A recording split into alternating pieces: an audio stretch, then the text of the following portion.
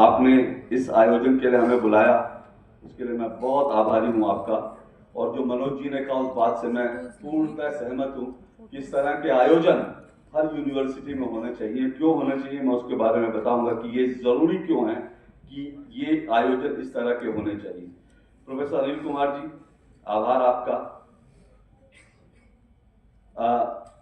अरुणेश जी, आप लगातार मुझसे फोन पर संपर्क में रहे कि भाई साहब आना है आना है आना है, और मुझे याद दिलाते रहे। कई बार कार्यक्रम बना और ये हम लोग दोबारा से रीशेड्यूल करना पड़ा। मेरे मित्र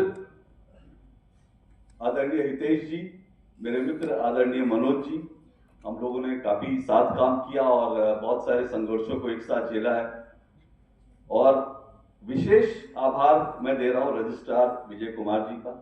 उन्होंने जहां जो बात रखी मैं वहीं से अपनी बात शुरू करना चाहता हूं, क्योंकि उन्होंने मुझे एक ऐसा बीज दे दिया, मुझे लगता है उस बीज पर वृक्ष का निर्माण होना चाहिए। उन्होंने अभिमन्यु का जिक्र किया। आज का अभिमन्यु कौन है? आज के अभिमन्यु आप लोग हैं जो यहां सामने बैठे हैं। आप सब आज के अभिमन्यु हैं। और अभिमन्यु, एक गीत है ना, अभिमन्यु चक्रव्यूह में फंस गया।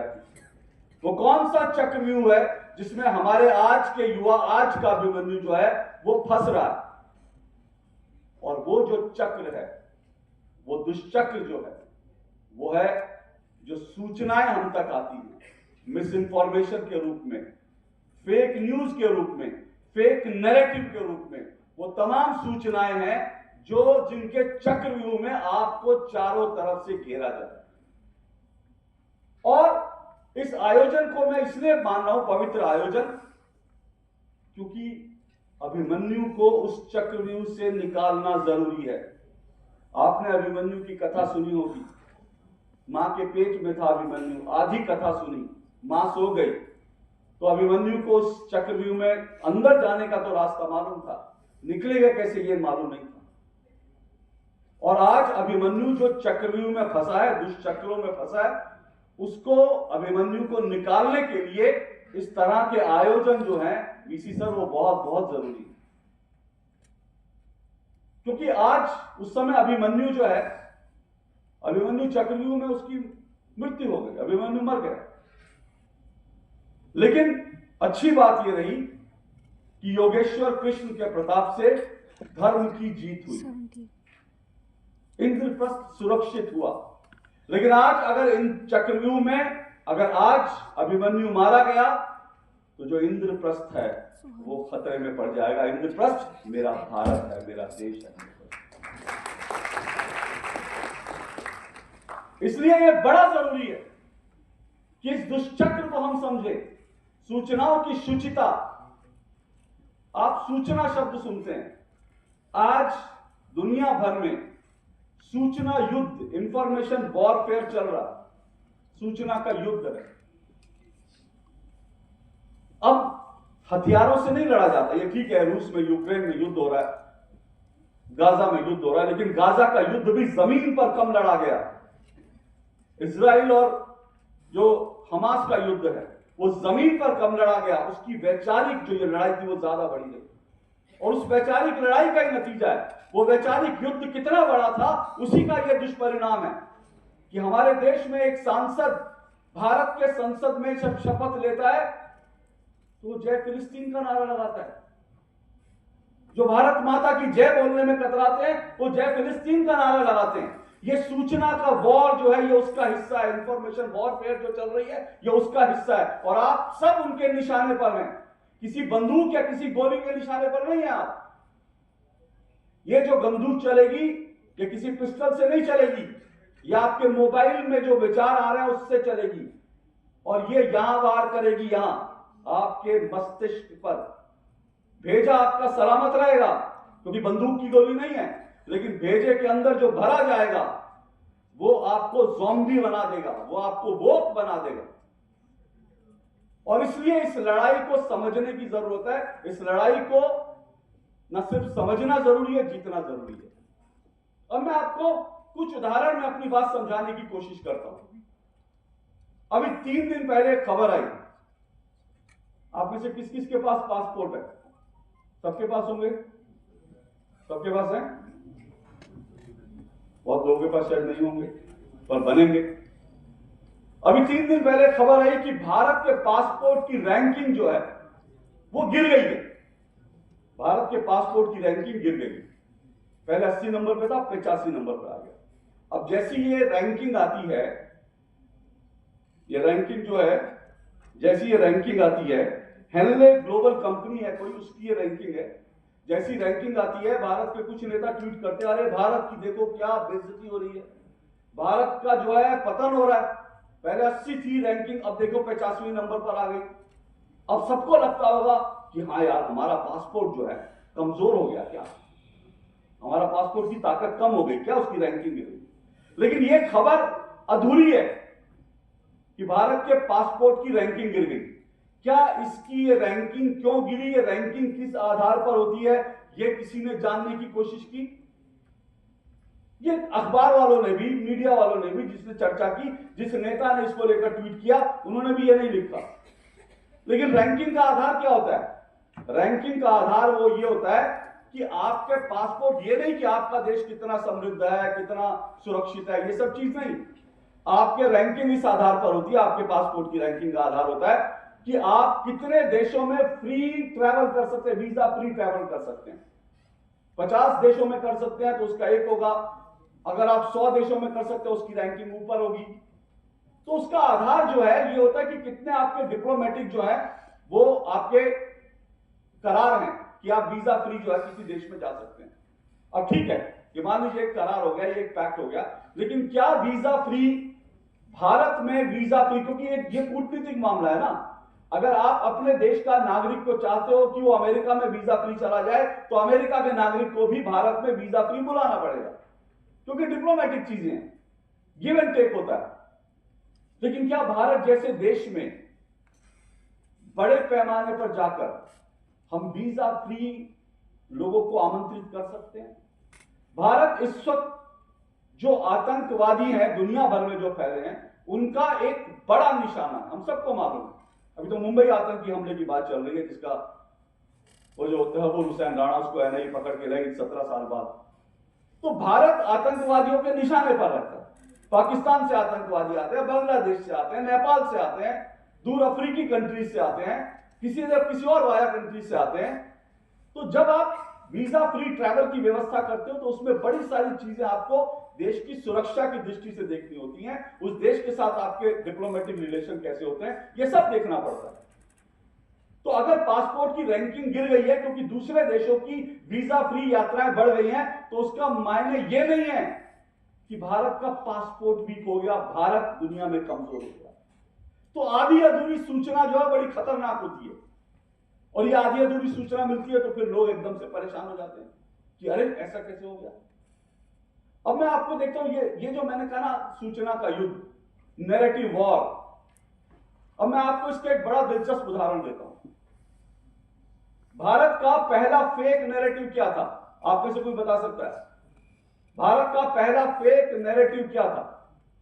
फेक नैरेटिव समझते हैं? एक तो होता है फेक न्यूज, कि एक खबर आई, वो खबर जो है वो चली गई, वो खबर आई और खबर को फेक है, वो किसी ने पकड़ा, किसी ने उसका फैक्ट चेक कर दिया। लेकिन नैरेटिव होता है कि जो कई सारी सूचनाएं, कई सारी खबरें, एक विशेष प्रकार की खबरें आती हैं जो आपको एक नैरेटिव सेट कर देती हैं। जैसे नैरेटिव ये सेट किया जाता है, भारत में डेमोक्रेसी नहीं है, भारत की डेमोक्रेसी वीक हो गई, इस पर मैं आऊंगा। तो भारत में डेमोक्रेसी कमजोर हो गई है, भारत में अघोषित आपातकाल है, ये नैरेटिव्स हैं, ये नैरेटिव्स हैं। तो भारत का पहला फेक नैरेटिव क्या था? आप में से कोई बता सकता है? अब मैं आपको एक गीत के बोल बताता हूं, वो आप सबने सुना होगा। भारत का पहला फेक नैरेटिव वो है जो एक गीत के माध्यम से, जो फिल्मों के माध्यम से और सब तरह की चीजों से हमारे जहन में बढ़ दिया है। वो फेक नैरेटिव क्या है?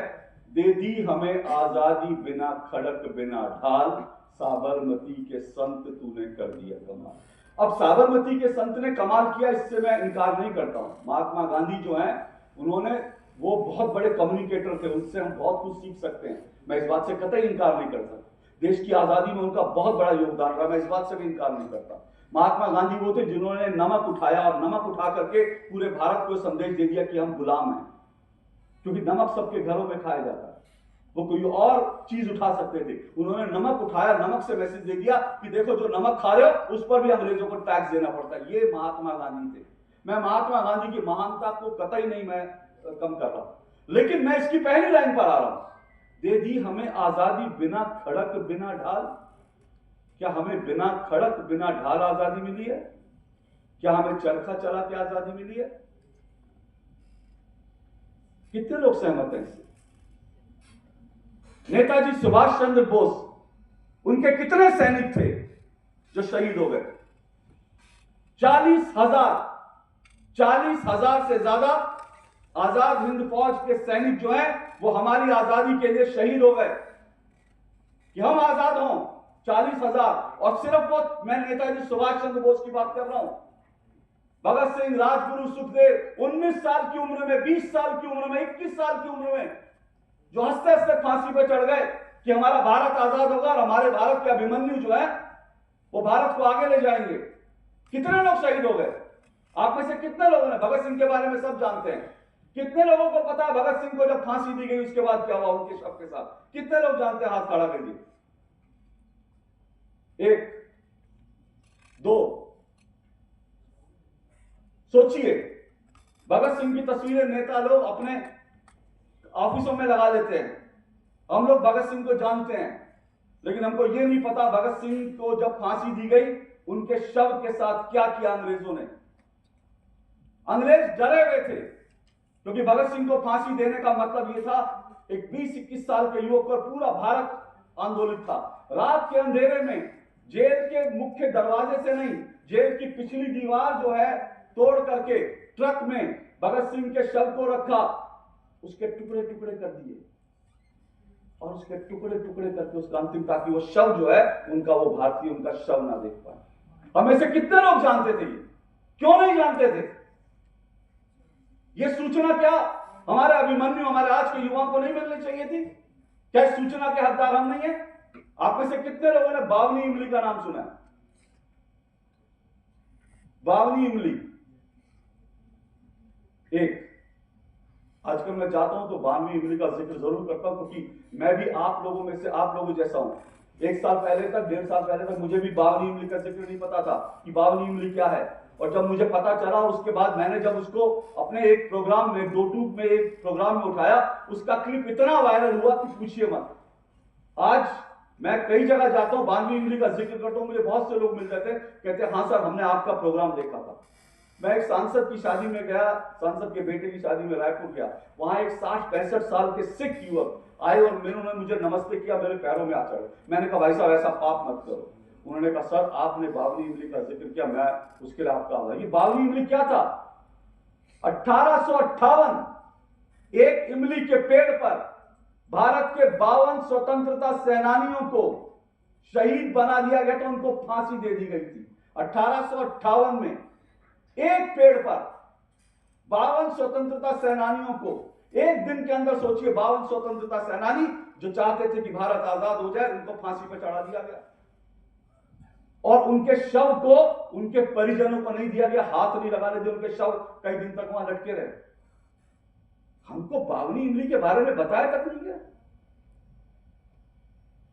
तारापुर संग्राम हम में से कितने लोग जानते हैं? 1942 13 दिन तक तारापुर आजाद रहा था। अंग्रेजी हुकूमत के पैर उखड़ गए थे वहां से, अंग्रेजी हुकूमत के पैर उखड़ गए थे।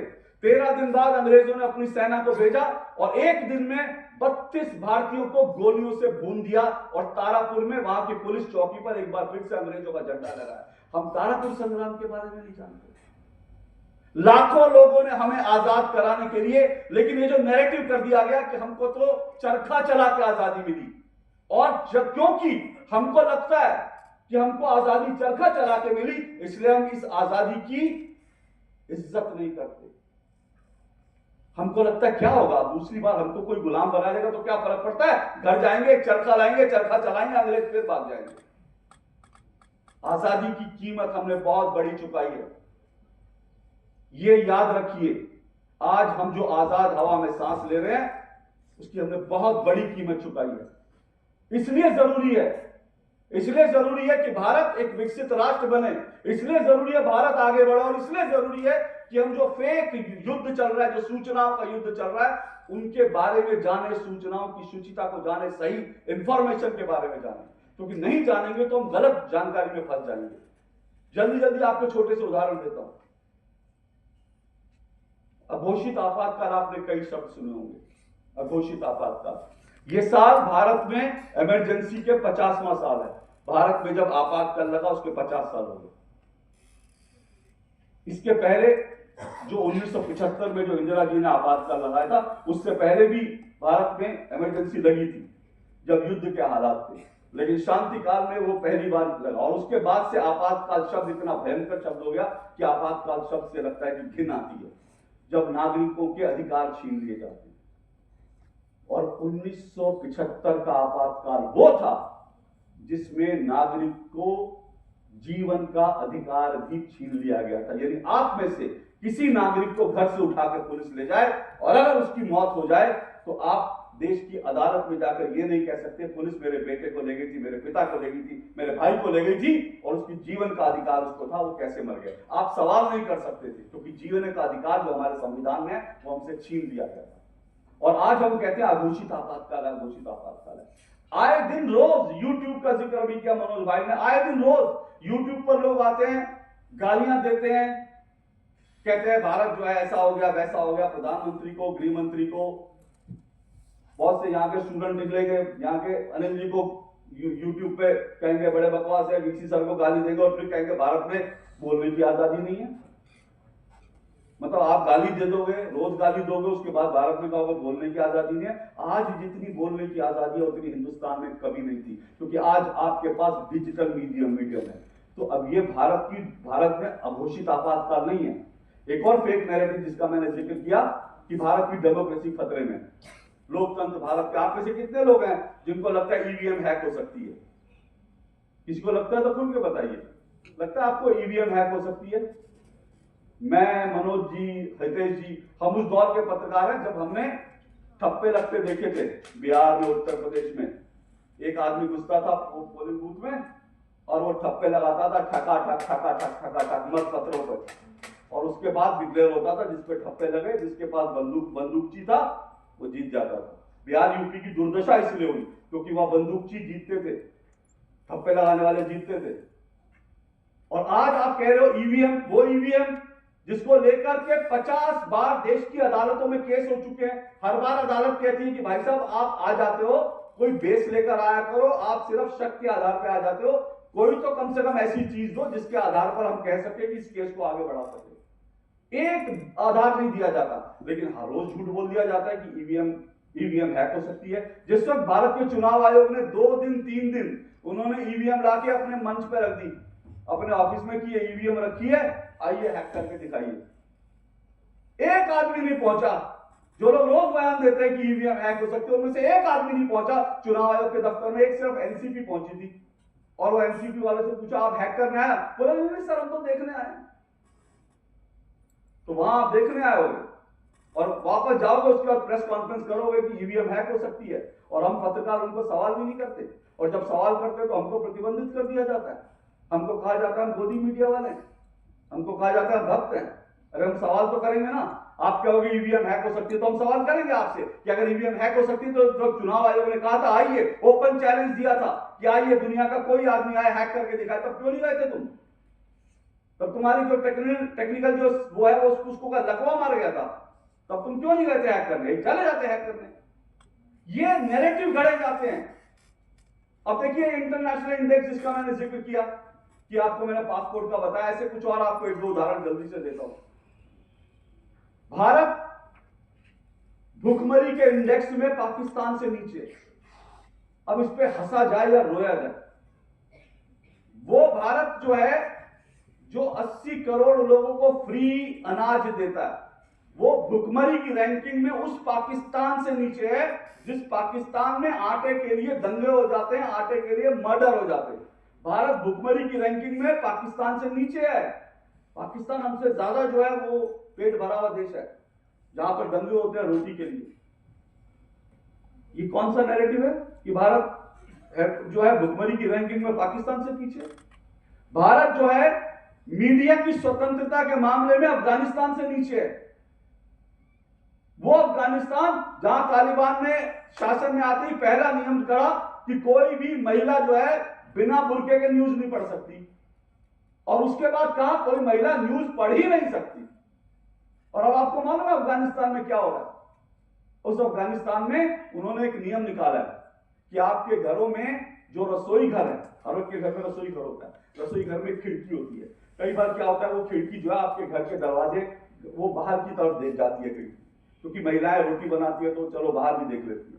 अफगानिस्तान में एक नया नियम निकाला है कि रसोई घर के अंदर बाहर की तरफ देखने वाली खिड़की नहीं हो सकती। अगर होगी तो वो खिड़की तोड़ दी जाएगी, मकान मालिक को जुर्माना लग जाएगा, क्योंकि घर की महिला बाहर नहीं देख सकती और बाहर के लोग घर की महिला को नहीं देख सकते। तो इसलिए रसोई घर में खिड़की नहीं होनी चाहिए। वो अफगानिस्तान जो है वो भारत की मीडिया से, उस अफगानिस्तान में जब न्यूज पढ़ा जाता है तो उसके पीछे AK-47 लेके खड़ा रहता है जवान, हाँ भाई पढ़। तो वो अफगानिस्तान भारत से बेहतर है न्यूज की आजादी के मामले में। भारत की डेमोक्रेसी जो है, डेमोक्रेसी इंडेक्स देखिए, भारत का डेमोक्रेसी इंडेक्स बताया जाता है कि नॉर्वे से नीचे है। नॉर्वे में राजतंत्र है, आज भी राजतंत्र है, वहां परिवार शासन करते हैं, वहां राजा सबसे बड़ी हुकूमत होती है, लेकिन वहां का लोकतंत्र भारत से बेहतर है। अब ये जो नैरेटिव सेट किए जाते हैं, क्यों किए जाते हैं? ये इसलिए किए जाते हैं क्योंकि भारत को दुनिया की कोई ताकत आगे बढ़ते नहीं देखना चाहती। भाई कोई ताकत दुनिया की नहीं चाहती भारत आगे बढ़े, भारत मजबूत हो। तो इसलिए भारत को कुछ फेक नैरेटिव्स के जाल में, फेक सूचनाओं के जाल में पकड़ के रखो, जकड़ के रखो, ताकि भारत की ताकत यही लगी रहे और भारत के नागरिकों को अपनी ताकत पर, अपनी योग्यता पर भरोसा ना हो। जब भारत का नागरिक निकले तो उसको लगे यार हमारा देश कैसा है, यहां तो डेमोक्रेसी नहीं है, यहां तो जो है बोलने की आजादी नहीं है। आप इसी बोझ में मर जाओ और आपको अपनी योग्यता पर, अपने देश की सामर्थ्य पर यकीन ना हो। ये माइंड की लड़ाई, दिमाग की लड़ाई है जो आपसे खेली जा रही है। अभी मेरी पुस्तक का जिक्र हुआ, Modi versus Khan market game, उसमें मैंने इन नैरेटिव्स को ही इसके तह तक जाकर इनको ध्वस्त करने का काम किया। इंटरेस्टिंग बात क्या है, जब मैं इनको पढ़ रहा था तो सबसे बड़ी बात, अभी मनोज भाई ने कश्मीर का जिक्र किया, बड़ी इंटरेस्टिंग बात मालूम है क्या? इंटरेस्टिंग बात यह है कि ये जितने लोग इंडेक्स बनाते हैं ना, मैंने इनकी वेबसाइट पे गया, इनकी वेबसाइट की मैंने तहकीकात करी, सबकी वेबसाइट में एक कॉमन चीज निकली, और वो कॉमन चीज पता क्या थी? वो कॉमन चीज ये थी कि उन सबकी वेबसाइट में भारत का जो नक्शा था उसमें कश्मीर को भारत का हिस्सा ही नहीं दिखाया। अब आप समझ सकते हैं, जो संस्था, जो लोग कश्मीर को भारत का नहीं मानते, वो हमको बताएंगे कि भारत में आजादी कैसी है। एजेंडा समझ में आता ना उनकी वेबसाइट देख करके। बीबीसी कितना बड़ा एजेंडा जारी है। मैं तो जब छोटा था तो मुझे लगता था वाह, बीबीसी मतलब सत्य का, बहुत पहले होगा भी शायद, जब मैं यंग था तो मुझे लगा बीबीसी, लेकिन जब मैं धीरे धीरे रिसर्च करनी शुरू करी, पढ़ना शुरू किया, और जब कश्मीर की बातों में मैंने देखना शुरू किया, तो बीबीसी से बड़ा एजेंडाधारी, प्रोपेगेंडाधारी कोई नहीं है। वो हमारे यहां कश्मीर में अगर कोई आतंकवादी किसी निर्दोष नागरिक को गोली मार दे तो वो कहते हैं ये गनमैन था, गनमैन। आतंकवादी नहीं बोलते, कहते हैं गनमैन था। और उनके नॉर्दर्न आइलैंड में कोई गोली मार दे तो वो आतंकवादी हो जाता है। तेरा कुत्ता कुत्ता, मेरा कुत्ता टॉमी। तो तुम्हारा आतंकवादी जो है गनमैन, मेरा आतंकवादी आतंकवादी। ये कौन सी सोच है भाई? आपने सुना था, मेरे पास बहुत उदाहरण, लेकिन समय की थोड़ी सी बाध्यता है, इसलिए मैं संक्षेप में अपनी बात करता हूं। आपने बीबीसी के बारे में सुना था, जब बीबीसी पर छापा पड़ा था पिछले दिनों, छापा भी नहीं था, वो सर्वे था। बीबीसी पर इनकम टैक्स का सर्वे होता है, ठीक है। सबने खबर चलाई, भारत के मीडिया ने, और मैं फिर कह रहा हूं भारत का मीडिया जो है, भारत के मीडिया के अंदर मैं मुझे 30 साल हो गए, और मैं मानता हूं भारत के मीडिया के अंदर एक बड़ा हिस्सा ऐसा है जो रोज झूठ बोलता है, अपने एजेंडे के लिए झूठ बोलता है, और हम उनको फैक्ट्स पे चैलेंज करते हैं। मैं बार बार चैलेंज करता हूं, मैं जहां जाता हूं वहां पर कहता हूं भाई एक सार्वजनिक मंच पर कर लो, आओ बहस कर लो। बीबीसी वाले आए, उनका मैं झूठ बताऊं, आओ बहस कर लो सार्वजनिक रूप से। लेकिन वो बहस नहीं करते, वो सिर्फ भाषण देते हैं, एजेंडा सेट करते हैं। क्योंकि उनके पास फैक्ट्स नहीं होते। तो बीबीसी ये कहा गया कि बीबीसी जो है, बीबीसी के सर्वे हुआ तो कहा गया भारत में मीडिया की आजादी खतरे में आ गई, भारत की मीडिया की आजादी खतरे में आ गई। तो बीबीसी पे इनकम टैक्स सर्वे हुआ, लेकिन ये तो सबने पढ़ा कि इनकम टैक्स सर्वे हुआ, इसके बाद की कहानी आपको मालूम है? वो मीडिया वालों ने उसकी चटकारे नहीं लिए, चैनलों में डिस्कस नहीं हुआ, नेताओं ने उस पर कुछ बोला नहीं। उसके आगे की कहानी मैं आपको बताता हूं।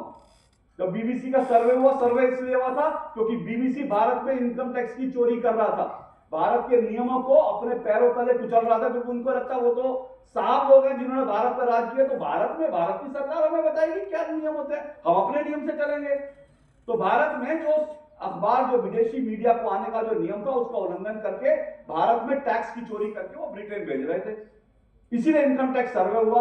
सर्वे हुआ तो एक एजेंडा बन गया कि भारत में मीडिया स्वतंत्र नहीं है। उसके बाद की खबरें देखिए, भारत की जांच एजेंसियों ने, उन्होंने जब सर्वे हुआ तो बीबीसी की टीम ने बाकायदा अपने जो ईमेल्स थे, जो सबूत थे, उनके साथ छेड़छाड़ करते हुए अपने ईमेल डिलीट कर दिए, जो उन्होंने ब्रिटेन में भेजे थे, लंदन में भेजे थे, अपने ईमेल डिलीट कर दिए। भारत की जांच एजेंसियों ने उन जो डिलीट कर दिए ईमेल थे, उनको रिट्रीव कर लिया, पहली चोरी पकड़ी गई।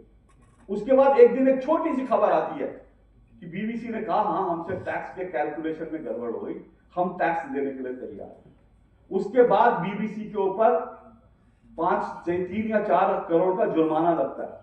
अब बीबीसी ने चुका दिया। और एक दिन छोटी सी खबर आती है कि बीबीसी ने भारत के अंदर अपने ऑपरेशंस का तरीका बदल दिया।